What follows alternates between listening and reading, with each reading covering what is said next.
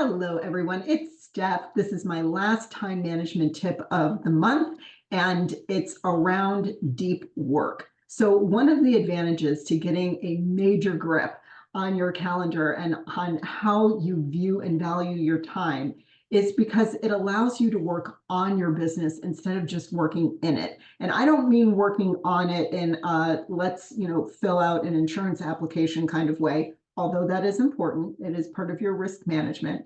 But I'm talking about putting aside time to just think about not just what you're doing, but why it's important, how it's going to advance your cause, the bigger picture. It's so easy, and I catch myself doing the same thing. It's so easy to get in the weeds and crank out tasks and be very productive, but we're making a lot of check marks and we're not checking back in with ourselves about the 30,000-foot view. What is all of this activity in service of?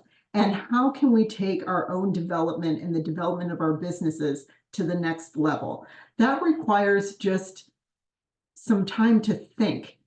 And it's really difficult to give ourselves the permission to do that, because if we set aside time on our calendar to just think, that seems to be wasteful compared to tackling the stack of paperwork that is staring at us on our desk, right? It's one of the hardest things in the world to do, is to protect time for thought. And that's, unfortunately, we say that we value that, but culturally we are conditioned to just be in motion. So you kind of have to learn to resist that a little bit. I have a little inner contrarian that sometimes serves me very well.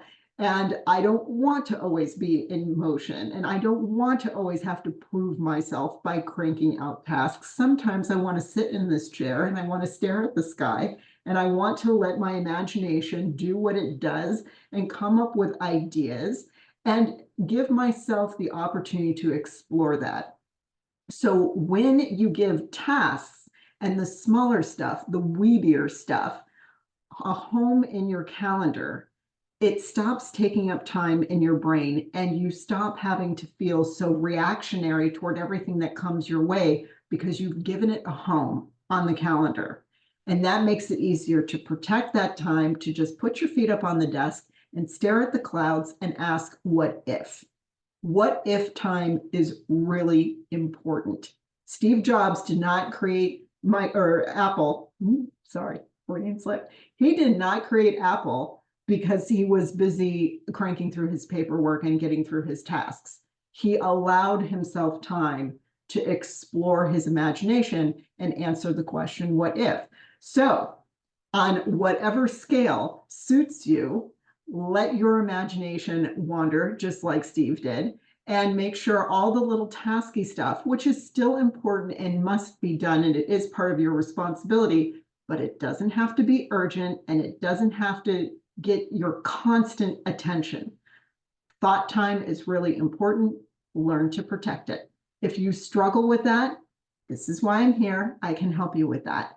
So if you've enjoyed this series on time management this month, please join me for my workshop on February 7th, when we're going to do an even deeper dive into really practical tactics for how to get all of this implemented so that you also have time to think and get the little stuff done. That's all I have for you this week. Next month, whole other topic, and sneak peek. It's about imposter syndrome in the month of love. How can we better love ourselves? So I got lots coming up for you. Enjoy the rest of your day, and I will see you next week.